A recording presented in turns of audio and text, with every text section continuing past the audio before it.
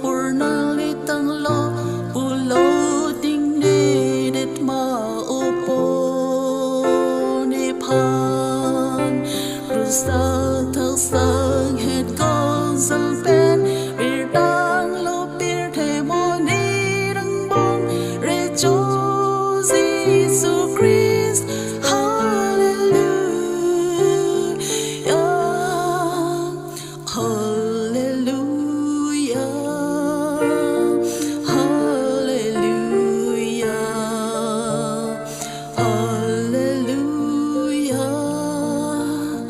hallelujah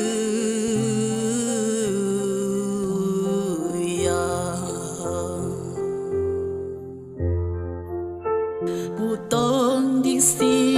chechak nang lo puching tur si ang sang lang lo bulo opo ne hem bang po lang long thar a har lung alang dun si rung si pilo alang ing ho dun pa du ben po ding thakar sang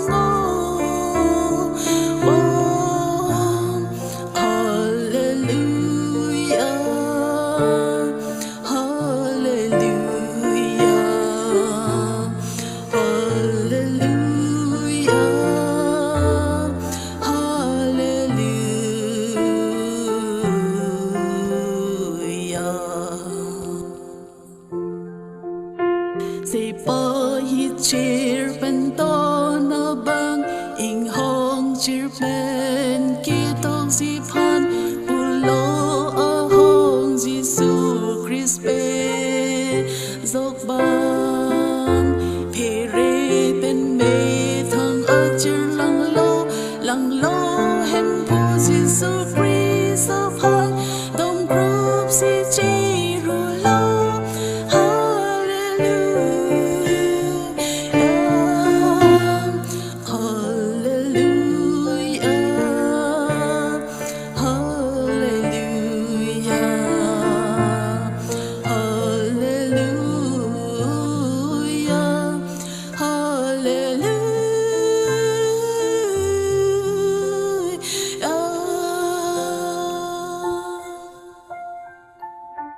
In su a pu tu pay that see per lowly nay no pe pensi pe ilo ar long a teri along ari a king o mi kanta nan chi ni lo lan li thi lo o ben ka pe zo phan o